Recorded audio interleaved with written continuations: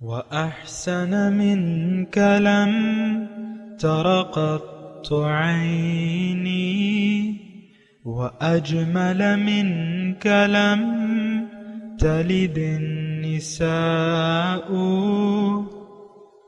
خلقت مبرأ من كل عيب خلقت مبرأ من كل عيب كأنك قد خلقت كما تشاء كتاب أنزلناه إليك مبارك ليدبروا آياته وليتذكر أولو الألباب. یہ کتاب برکت والی ہے جسے ہم نے آپ کی طرف نازل فرمایا ہے تاکہ دانش مند لوگ اس کی آیتوں میں غور و فکر کریں اور نصیحت حاصل کریں. اللہم صلی علی سیدنا محمد وعلی آل سیدنا محمد بعدد کل ذرۃ مئۃ الف الف مرۃ. سامعین و ناظرین اکرام، السلام علیکم ورحمۃ اللہ وبرکاتہ. سامعین اکرام، سورہ بقرہ درس نمبر 155 آیت نمبر 185. آج کا موضوع، کیا ہم اپنی زندگی کو ضائع کرنے پر تل گئے ہیں؟ اس کے ساتھ آج کے سبق کا آغاز کرتے ہیں. سب سے پہلے گزشتہ سبق کا اعادہ ہوگا. اعوذ باللہ من الشیطان الرجیم. پناہ مانگتا ہوں میں اللہ کی شیطان مردود سے. بسم اللہ الرحمن الرحیم. شروع اللہ کے نام سے جو بڑا مہربان نہایت رحم والا ہے. شہر رمضان الذی انزل فیہ القرآن ھدی للناس وبینات من الھدی والفرقان فمن شہد منکم الشہر فلیصمہ ومن كان مريضا أو على سفر فعدة من أيام أخر يريد الله بكم اليسر ولا يريد بكم العسر ولتكملوا العدة ولتكبروا الله على ما هداكم ولعلكم تشكرون. روزوں کا مہینہ رمضان کا مہینہ ہے جس میں قرآن اول نازل ہوا، جو لوگوں کا رہنما ہے اور جس میں ہدایت کی کھلی نشانیاں ہیں اور جو حق و باطل کو الگ الگ کرنے والا ہے. تو جو کوئی تم میں سے اس مہینے میں موجود ہو چاہیے کہ پورے مہینے کے روزے رکھے، اور جو بیمار ہو یا سفر میں ہو تو دوسرے دنوں میں رکھ کر ان کا شمار پورا کر لے. خدا تمہارے حق میں آسانی چاہتا ہے اور سختی نہیں چاہتا، اور یہ آسانی کا حکم اس لیے دیا گیا ہے کہ تم روزوں کا شمار پورا کر لو، اور اس احسان کے بدلے کہ خدا نے تم کو ہدایت بخشی ہے تم اس کو بزرگی سے یاد کرو اور اس کا شکر کرو. سامعین کرام، سورہ بقرہ آیت نمبر 185. لفظی ترجمہ: شہر رمضان الذی انزل فیہ القرآن. رمضان کا مہینہ وہ مہینہ ہے جس میں قرآن نازل کیا گیا ہے. ھدی للناس، ہدایت ہے لوگوں کے لیے. وبینات من الھدی والفرقان، روشن دلائل ہیں ہدایت کے، اور فرق کرنے والی ہے حق و باطل کے درمیان. فمن شہد منکم الشہر فلیصمہ، پس جو حاضر ہو تم میں سے اس مہینے میں فلیصمہ، تو چاہیے اس کو روزہ رکھے. ومن کان مریضا، البتہ اگر کوئی مریض ہے یا سفر میں ہے، فعدۃ من ایام اخر، تو اس کو پھر اجازت ہے روزہ نہ رکھے، وہ اپنی گنتی پوری کرے دوسرے دنوں میں. یرید اللہ بکم اليسر، اللہ تعالیٰ چاہتا ہے تم پر آسانی. ولا یرید بکم العسر، اور تم پر نہیں چاہتا اللہ تعالیٰ مشکل یا تنگی. ولتکملوا العدۃ، تاکہ تم شمار پورا کرو رمضان کے دنوں کی.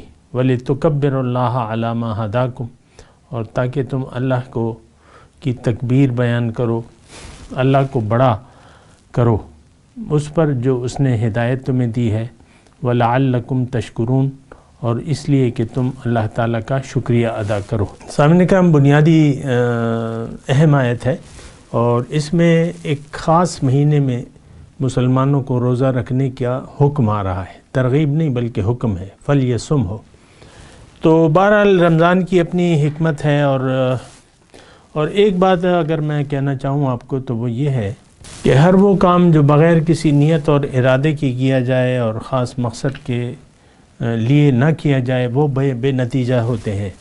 عمومی طور پہ ہم جو عام طور پہ دعوی اسلام کرنے والے لوگ ہیں، ان کو اپنے دین کی نہ تو مقصد کا پتہ ہے، نہ اس کی اہمیت سے آگاہ ہیں، اور یہ بہت بنیادی بات ہے۔ سامنے کا دیکھیں، دین تو اللہ تعالیٰ نے ایک مقصد کے لیے نازل کیا ہے، اور وہ مقصد آج کے سبق میں آخری آیاتوں میں بہت وضاحت کے ساتھ ہے کہ تکبر اللہ علی ما ہداکم ولعلکم تشکرون۔ یہ ساری پریکٹس جو ہے اس لیے ہے کہ تم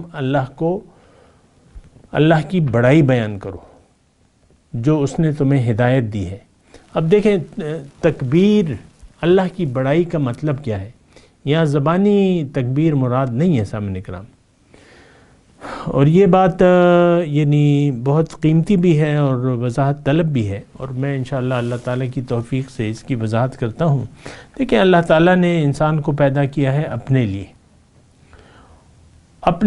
یعنی ملاقات، اللہ تعالیٰ اپنی ملاقات اور اپنے تقرب اور اپنی دیدار کے شرف سے اللہ انسان کو نوازنا چاہتا ہے۔ کسی اور مخلوق کے لیے یہ مقام نہیں ہے سامنے کرام۔ ہمیں تو نہ ادراک ہے، نہ احساس ہے، نہ ہم احساس کرنا چاہتے ہیں اس نعمت کا۔ یہ تو ایک دیکھیں، مثال کے طور پہ میں آپ کو عرض کروں، دنیا اور دولت کے پیچھے تو ہم دیوانے ہیں عام طور پہ۔ اب یہ ایک میں مثال بیان کروں، لیکن یہ مثال صحیح نہیں ہے، مطلب وہ معیار بہرحال ہے، ایک طریقے سے ہے۔ مثال کے طور پہ ایک انسان کو ساری دنیا مل کے ایک انسان کو ساری دنیا کی دولت، سونے چاندی، ہیرے جواہرات کا مالک، اکیلا مالک بنانا چاہتی ہے۔ دوبارہ میں آپ کو یہ الفاظ کہتا ہوں، ہم تو دنیا کے بھوکے ہیں، دیوانے ہیں، اور دنیا ہی چاہتے ہیں دنیا۔ اب دنیا کے حصول پہ تو ہم کتنا خوش ہوتے ہیں۔ آپ کی لاٹری نکل آئے، بینک وہ بانڈ نکل آئے 3 کروڑ کا، 4 کروڑ کا، بس تو آپ تو بعض اوقات بے ہوش ہو جاتے ہیں، یا کوئی سکتہ طاری ہو جاتا ہے، یا رونا آ جاتا ہے، جو بھی ہو۔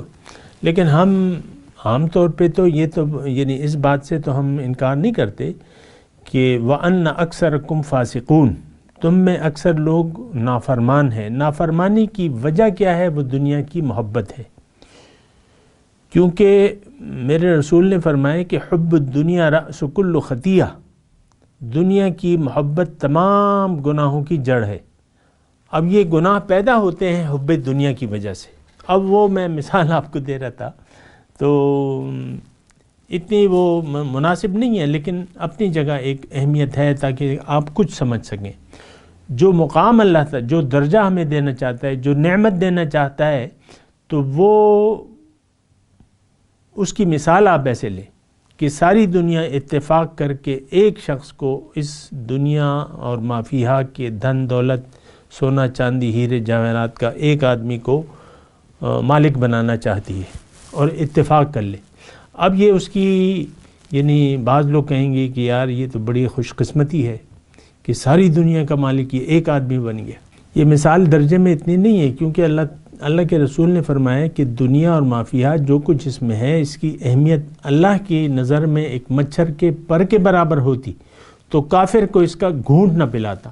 لیکن میں آپ کی جو نظریہ ہے، جو آپ کا عقیدہ ہے، جو آپ کی چاہت ہے، اس کے مطابق میں مثال دے رہا ہوں کہ آپ تو دنیا کے دیوانے ہیں، تو دنیا، ساری دنیا کا مالک اگر آپ کو اکیلا بنا دیا جائے تو آپ کتنے خوش ہوں گے۔ آپ کا مطلب کوئی بھی دنیا کا جو دیوانہ ہے، تو اکیلا ساری دنیا کا ایک شخص مالک ہو جائے اور بادشاہ بھی ہو جائے، وہ مالک بھی ہو جائے اور بادشاہ بھی ہو جائے، ساری دنیا کا بادشاہ بن جائے، تو وہ کتنا خوش ہوگا. اب دنیا اس نعمت، یہ ساری نعمت جو اس ایک شخص کو حاصل ہو رہی ہے، اس کے مقابلے میں جو اللہ تعالیٰ مجھے اور آپ کو جو مرتبہ و مقام اور نعمت دینا چاہتا ہے، وہ آپ اندازہ لگا لیں کہ وہ اس نعمت سے یعنی کوئی تقابل تو نہیں ہے. دنیا کا اور اللہ کے دیدار اور ملاقات اور قرب کا تو کوئی تقابل نہیں ہے. یہ یعنی وہ بہت عظیم الشان ہے، اس کی عظمت اور اس کی بڑائی اور اس کی درجے کا ہم اندازہ نہیں لگا سکتے جو اللہ مجھے اور آپ کو دینا چاہتا ہے. اور اس کے لیے اس نے مجھے دنیا میں بھجوایا ہے، یہ ساری کائنات میرے لیے پیدا کی ہے اور مجھے ایک زندگی دی ہے اور اس میں نعمتیں دی ہیں. ہمیں تو احساس نہیں ہے، ہم تو دنیا کے دیوانے ہیں. آپ دیکھ لیں کوئی بھی نہیں چاہتا. یہ میں چیخ کے کہہ رہا ہوں کہ بھئی اللہ کو منزل بنا لو اور اس کی ملاقات کے لیے تیاری کرو، کیونکہ وہ وقت آنے والا ہے. اگر تم تیاری نہیں کرو گے تو تم اس نعمت عظمیٰ سے محروم ہو جاؤ گے. قرآن بھی کہہ رہا ہے، میں کیا ہوں، لیکن یہ ہے کہ ایک ڈیوٹی ہے جو میں آپ کو کہہ رہا ہوں. تو اللہ تعالیٰ نے خود کیا، ساریعوا الی مغفرۃ من ربکم وجنہ، جلدی کرو رب کی بخشش اور اس کی جنت کی طرف. تو جنت کیا ہے؟ جنت اللہ کی ملاقات، اس کے دیدار اور اس کے قرب کی جگہ کا نام کیا ہے؟ جنت. یہ جنت ہمیں اللہ تعالیٰ دینا چاہتا ہے، لیکن وہ یہاں کمائی جائے گی. یہ ایسا نہیں ہے کہ بس یہ اللہ کی مرضی ہے کہ جس کو چاہے جنت میں داخل کرے. نہیں، یہ آپ کی اپنی زندگی اور آپ کا اپنا فیصلہ ہے. دنیا میں آپ کی اپنی عقل سے، آپ اپنی مرضی سے جو فیصلہ کرتے ہیں کہ بھئی مجھے جنت چاہیے یا نہیں چاہیے. ہم میں سے ہر شخص جنت یا دوزخ میں سے کسی نہ کسی مقام کا طلبگار ہے. اپنے اعمال، اس کے اعمال و نظریے سے آپ اس کا اندازہ لگا سکتے ہیں. ہمارا تو نہ جنت پر یقین ہے، نہ دوزخ پر ہے، نہ دوبارہ جی اٹھنے پر ہے. ہمارا تو حال بہت برا ہے مسلمانوں کا. لیکن میں آپ کو یہ کہہ رہا ہوں کہ ہم وہ اپنے ہر شخص، اس نے جو اپنے لیے نظریہ حیات بنا لیا ہے، جو نظریہ زندگی ہے اس کا، اور جو اس کے مطابق اعمال ہیں، اس کے مطابق ہر شخص یا تو جنت میں اپنا گھر بنا رہا ہے یا دوزخ میں اپنی جگہ پکی کر رہا ہے. جو حضور کی وہ حدیث ہے نا، بڑی پیاری ہے. وہ کہتے ہیں، اے لوگو، جس طرح تم زندگی گزارو گے اسی حالت میں تمہیں موت آئے گی، اور جس حالت میں تمہیں موت آئے گی اسی حالت میں تمہیں اٹھایا جائے گا. دنیا دار رہ کے اگر ہم زندگی گزارتے ہیں اور گزارتے چلے جائیں، اللہ کی یاد کو اپنے دل میں نہ بسائیں، دنیا کی یاد کو اپنے دل سے نہ نکالیں، تو پھر تو یہ ہماری دوڑ دوزخ کی طرف ہے. یہ بات نوٹ کر لیں. اس میں کسی آپ کو شک و شبے کا وہ مبتلا نہیں ہونا چاہیے کہ نہیں میں تو دنیا کے راستے پر چلتا رہوں گا اور کبھی نمازیں بھی پڑھ لی، کبھی کیا پڑھ لی. میں باقاعدگی سے نماز پڑھوں گا، باقاعدگی سے روزے رکھوں گا، باقاعدگی سے حج و زکوٰۃ بھی دوں گا. لیکن آپ کا یہ جو بھی آپ کر رہے ہیں، جب تک آپ کا نیت نہ بدلے دنیا میں زندگی گزارنے کی، آپ کے جو اعمال ہیں بظاہر نیک ہیں، وہ جو ہیں برباد ہیں. وہ کہتے ہیں نا اردو میں ایک وہ ہے کہ گناہ لازم نیکی برباد. اور یہی طریقہ جو ہے یعنی ایسی صورتحال جو گزشتہ قوم تھی، جو پرانے مسلمان تھے، یہود و نصارہ، تو عیسائیوں نے آپ دیکھیں اپنے آپ کو گرجوں میں بند کر لیا تھا، راہب بن گئے تھے، دنیا ترک کر دی تھی. اور بعض ایسے رکوع کی حالت میں رہتے، بعض کھڑے رہتے اپنے گلوں میں پھندے ڈال کے کہ نیند نہ آئے تو پھندا پڑ جائے اور ہم اٹھ جائیں دوبارہ. سوکھے کانٹے، یہ سب کہہ رہے تھے، اپنے خیال سے وہ عبادت کر رہے تھے. لیکن قرآن نے اس کے بارے میں فرمایا ہے کہ عاملۃ ناصبۃ تصلی نارا حامیہ. تھکے ماندے اور پہنچیں گے آگ میں. تو یہاں اگر بغیر کسی نیت کے، صحیح نیت کے، اگر آپ کچھ بظاہر اعمال صالحہ کر رہے ہیں اور آپ کی نیت دنیا ہے، لم یرد الا الحیات الدنیا کے مصداق، تو آپ کا ٹھکانہ جہنم ہے. واضح طور پہ میں آپ کو کہہ رہا ہوں.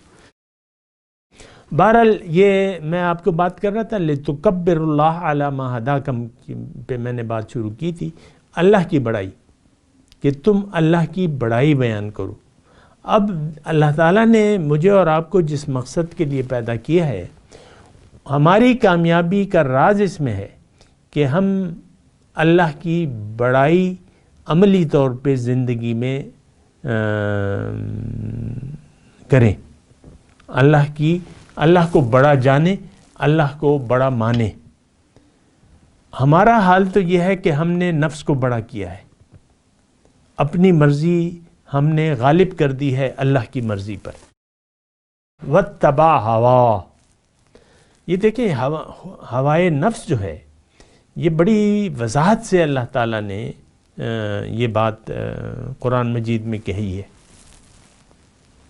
لیکن ہم ہیں کہ کسی بات پر دھیان ہی نہیں دیتے. لیکن میں بڑائی کا تذکرہ کر رہا ہوں کہ آپ نے، جو انسان کامیاب ہونا چاہتا ہے وہ اللہ کی بڑائی، اللہ کو بڑا مانے گا، جانے گا، اور اپنے اعمال سے اس کے لگے گا کہ بھئی اس کے لیے تو بڑا اللہ ہے، تو تب وہ جنت کا اہل بن جائے گا. لِتُكَبِّرُ اللَّهَ عَلَى مَا هَدَاكُمْ، تاکہ تم اللہ تعالیٰ نے جو تمہیں نعمت دی ہے اس کے ذریعے تم اللہ تعالیٰ کی بڑائی بیان کرو عملی طور پہ. زبانی تو دیکھیں، زبان کا تو میں نے آپ کو کہا ہے کہ زبان تو زبان ہے. اصل چیز جو آپ کا قلب ہے، آپ کے اندر جو ہے، آپ کا وہ یقین ہے. سورہ مدثر میں مضمون آتا ہے سامعین کرام کہ حضور صلی اللہ علیہ وسلم جب تشریف لائے، ابتدائی وحیوں میں سے ہے سورہ مدثر. یا ایھا المدثر قم فانذر وربک فکبر، اے کملی اوڑھنے والے اٹھو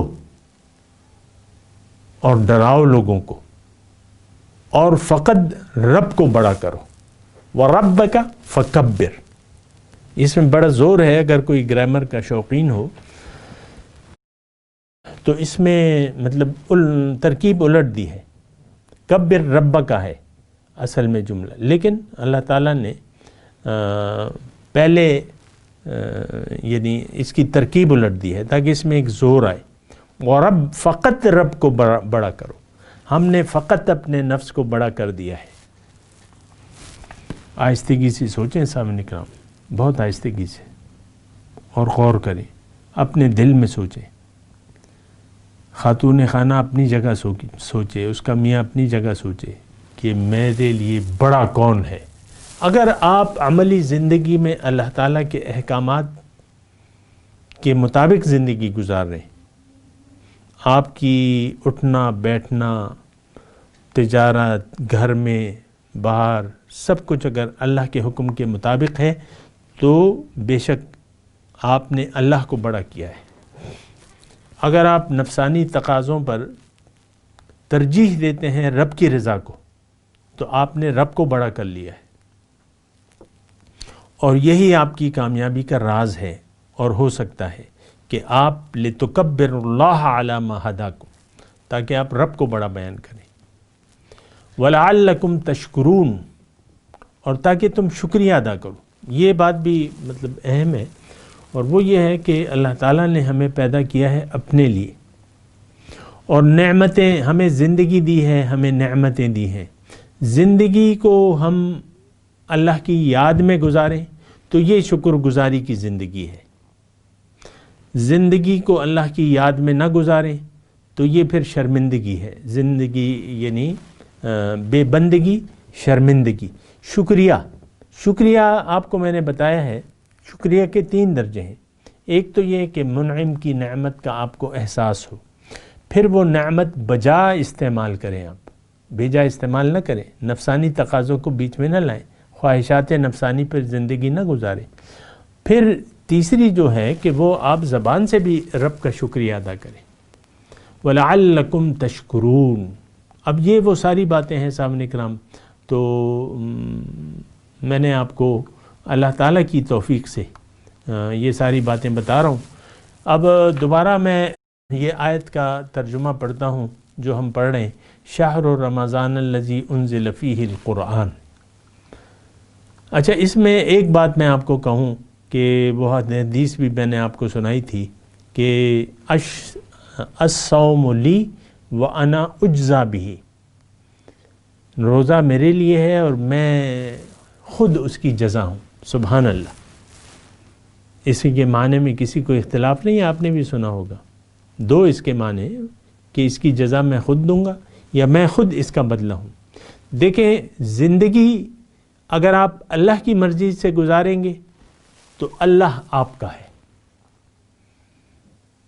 یہ میں نے یعنی رمضان کے علاوہ میں بات کر رہا ہوں، روزوں کے علاوہ میں بات کر رہا ہوں، لیکن یہ مضمون یعنی روزوں کے لیے بھی ہے، لیکن خاص طور پہ ساری زندگی کے لیے. زندگی کو اللہ کے لیے خاص کر دیں، اللہ کے لیے گزاریں زندگی، اور کہہ دیں، اپنے عمل سے کہہ دیں کہ ان صلاتی و نسکی و محیایا و مماتی للہ رب العالمین. کہ میری زندگی، میری موت اور میری قربانی اور میری نماز سب کچھ اللہ کے لیے ہے. اگر آپ نے ایسا کیا تو اللہ آپ کا ہے. اور یہ بات میں حدیث سے بھی آپ کو بتا دیتا ہوں. من کان للہ کان اللہ لہ. جو اللہ کا ہو گیا اللہ اس کا ہو جائے گا. ان رحمت اللہ قریب من المحسنین. اللہ کی رحمت تو مخلصین کے ساتھ ہوتی ہے. ابھی اگلی آیت جو ہے آیت نمبر 186، اس میں براہ راست وہ مضمون ہے وَإِذَا سَأَلَكَ عِبَادِي عَنِّي فَإِنِّي قَرِيب. جب میرے بندے آپ سے میرے بارے میں پوچھے تو میں تو قریب ہی ہوں. تو بہرحال ایک اور حدیث میں آپ کو سناؤں اس بارے میں کہ حضور صلی اللہ علیہ وسلم ایک صحابی کو نصیحت کرتے ہیں اور وہ ان الفاظ میں ہے کہ احفظ اللہ یحفظک. رب کی حفاظت کرو وہ تمہاری حفاظت کرے گا. یعنی رب کے احکامات کے مطابق زندگی گزارو، اللہ تعالیٰ تمہارے تمام ضروریات کے لیے کافی ہوگا. احفظ اللہ تجدہ تجاہک. اللہ کی حفاظت کرو، اللہ کو یاد رکھو، تم اسے اپنے سامنے پالو گے.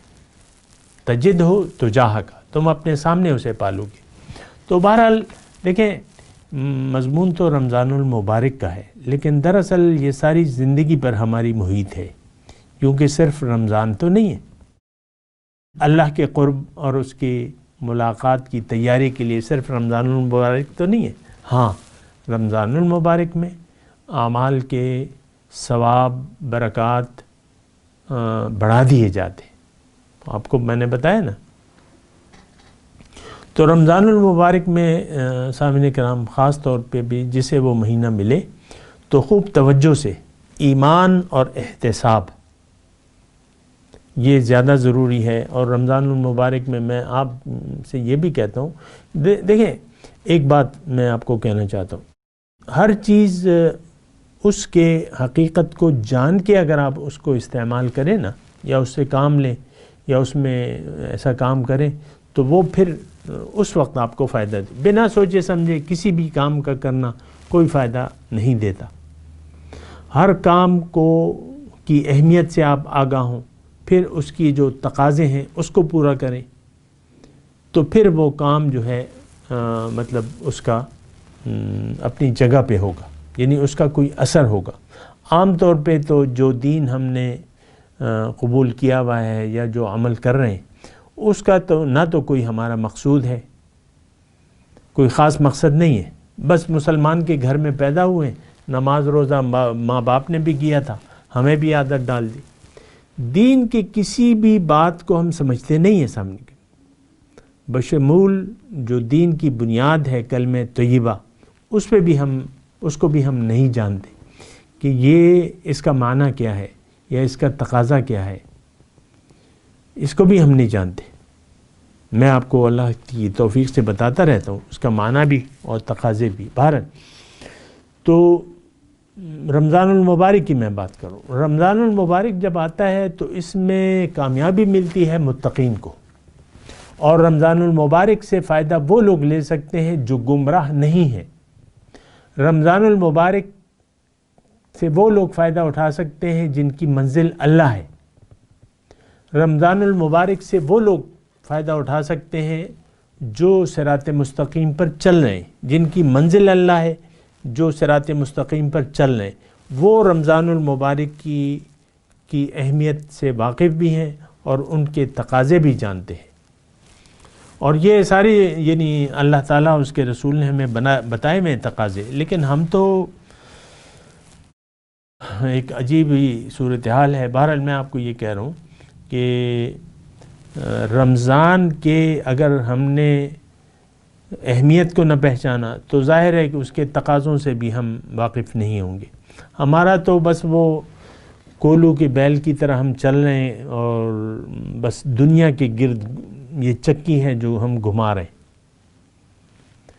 اور دنیا ہی ہمارا مقصود ہے، دنیا ہی ہمارا محبوب ہے اور مطلوب ہے، اور دنیا ہی کے گرد ہم گھوم رہے ہیں۔ آپ دیکھ لیں اپنے خواہشات اور اپنے مسائل کو دیکھ لینا، ساری خواہشات آپ کی، سارے مسائل آپ کے دنیا کے گرد گھوم رہے ہیں۔ میں، میری صحت، میرا بچہ، میرا خاوند، میری بیوی، اور میرا گھر، میرا کاروبار، یہی پریشانیاں ہیں آپ کی، میرے عہدے اور یہ وہ، تو اسی میں آپ کی زندگی گزر جاتی ہے اور آپ اسی میں پھر جان دے دیتے ہیں، اسی حالت میں پھر آپ اٹھائے بھی جائیں گے۔ دنیا کے خیال میں آپ زندگی گزار دیتے ہیں، دنیا کے خیال میں ہی آپ کو موت آئے گی، اور دنیا ہی کی دنیا دار ہونے کی حیثیت سے، مجرم کی حیثیت سے آپ کو اٹھایا جائے گا۔ یہ بات میں کلیئرلی آپ کو کہہ رہا ہوں۔ مجرم، ہر وہ شخص مجرم ہے جس نے اپنے مقصد حیات کو نہ پہچانا، جو اپنی منزل کے راستے پر نہ چلا، وہ شخص بہت بڑا مجرم ہے۔ بہرحال آپ کو دیکھنا ہوگا، سوچنا ہوگا، سمجھنا ہوگا۔ اور رمضان المبارک کی میں آپ کو بات کہہ رہا ہوں کہ وہ ایک میں بات کہہ رہا تھا، وہ میں رہ گئی، وہ یہ ہے کہ حضور صلی اللہ علیہ وسلم فرماتے ہیں کہ من لم يدع قول الزور والعمل به فليس لله ان يدع طعامه وشرابه، جس نے جھوٹ اور اس پر عمل کو نہ چھوڑا تو اس کے اللہ کو اس بات کی کوئی حاجت نہیں ہے کہ یہ اپنا کھانا پینا چھوڑ دے۔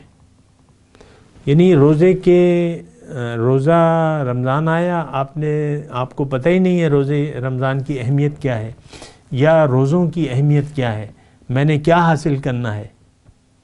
آپ نے تو بس سحری افطاری پہ توجہ رکھ دی ہے کہ سحری میں یہ کھانا ہوگا، دہی کھا لو جی، آپ کو پیاس نہیں لگے گی۔ یعنی ہم آسانیاں دیکھتے ہیں نا، تو مشکلات سے بچنا چاہتے ہیں، پھر افطاری کا میدان سجتا ہے، سموسے، پکوڑے، دہی بلے، چنا چاٹ، فروٹ چاٹ، یہ ساری چیزیں آپ دیکھ لیں، مختلف قسم کی شربت۔ تو بہرحال یہ سب کچھ یعنی حرام نہیں ہے جو ہم کرتے ہیں، لیکن یہ ہے کہ آپ کی توجہ تو صرف رمضان کے ظاہر کی طرف ہے، رمضان کی حقیقت کو نہ تو ہم جانتے ہیں نہ جاننا چاہتے ہیں۔ پھر رمضان کے تقاضے عام طور پہ، ایک صاحب بہادر بیٹھے ہوئے ہیں دفتر میں، وہ رشوت رمضان سے پہلے بھی ان کا رشوت کا وہ تھا، رمضان میں بھی وہ طریقہ، کیونکہ عید تو منانی ہے نا۔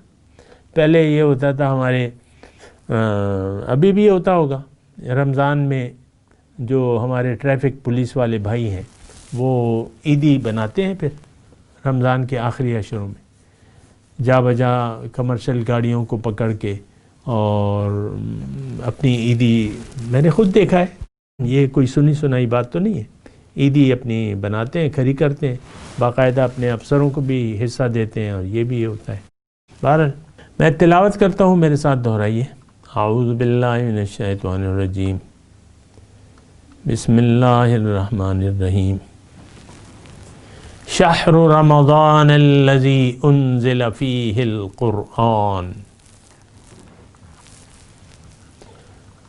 هدى للناس وبينات من الهدى والفرقان فمن شهد منكم الشهر فليصمه ومن كان مريضا أو على سفر فعدة من أيام أخر يريد الله بكم اليسر ولا يريد بكم العسر وَلِتُكْمِلُوا الْعِدَّةَ وَلِتُكَبِّرُوا اللَّهَ عَلَى مَا هَدَاكُمْ وَلَعَلَّكُمْ تَشْكُرُونَ۔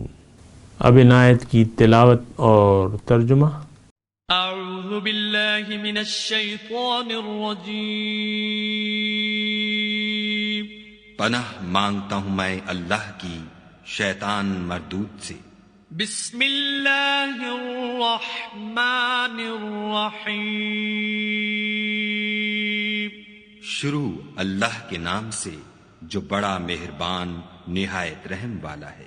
شہر رمضان الذی انزل فیہ القرآن ھدی للناس وبینات من الھدی والفرقان فمن شہد منکم الشہر فلیصمه ومن كان مريضا أو على سفر فعدة من أيام أخر يريد الله بكم اليسر ولا يريد بكم العسر ولتكملوا العدة ولتكبروا الله على ما هداكم ولعلكم تشكرون۔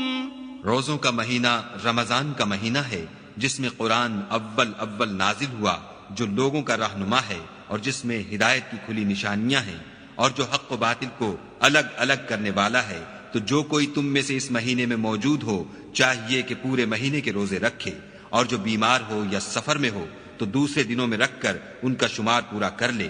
خدا تمہارے حق میں آسانی چاہتا ہے اور سختی نہیں چاہتا، اور یہ آسانی کا حکم اس لیے دیا گیا ہے کہ تم روزوں کا شمار پورا کر لو، اور اس احسان کے بدلے کہ خدا نے تم کو ہدایت بخشی ہے تم اس کو بزرگی سے یاد کرو اور اس کا شکر کرو۔ اس کے ساتھ ہی سامعین کرام آج کے درس کا وقت اختتام کو پہنچا۔